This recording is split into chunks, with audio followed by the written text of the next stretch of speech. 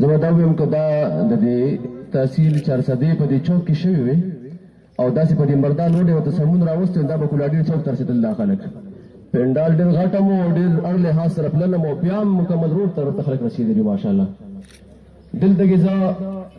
نن د تعارف محتاجه نه یم بلکې زه د هغې قربانۍ پیغام یم کوم چې شهید وطن حیات محمد خان شرپوت صاحب د خپل خاورې دپاره ورکړی وه زه به تاسو ته ووایم دا نور چې څومره دي دا پاټو والا نو دا هسې دا نوي سپیدار چې راغلي دقه شانتې ریا لاچیان دي د دې پاټۍ یو خاص قرباني ده او قربانۍ یې ورکړي دي او ورکوي موږ دلته د کرسۍ وارثان نه یو بلکې د قربانۍ وارثان یو موږ او د شهید وطن حیات محمد خان شرپوت صاحب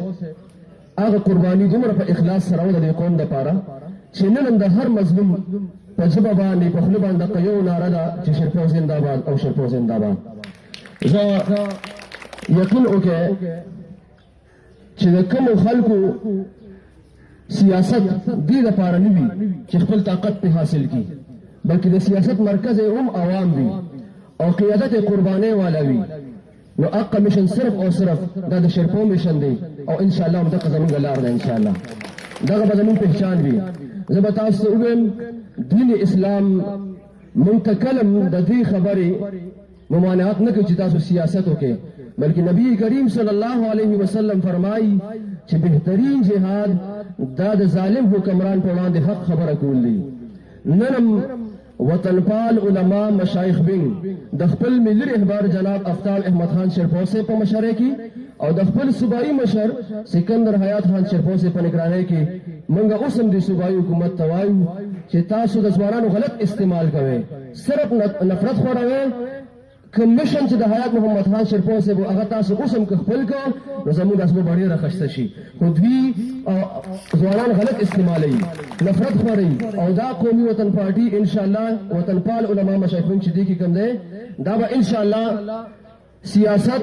د اخلاقو د انصاف او انشاءالله د ځوانانو د اصلاح لپاره انشاءالله استعمالیږي موږ به د علماو جرګه هم دې کې شاملوو انشاءالله څنګه چې دې مشران ووي یقینا هر یو کس په خپل پارټۍ کې تنګ دی او تاسو یقین کې تاسو هغه زنده‌باد خلک دا د قومي وطن پارټۍ کارکون دومره نرسړی دی چې لس 12 کاله وشو زموږ په حکومت کې څه نشته او بیا هم دا کارکون کلک ولاړ دی الحمدلله دا د پی ټي آی یا دا نور چې څومره دي که دوی نه دا حکومت لرې شو د دوی هر څه ختم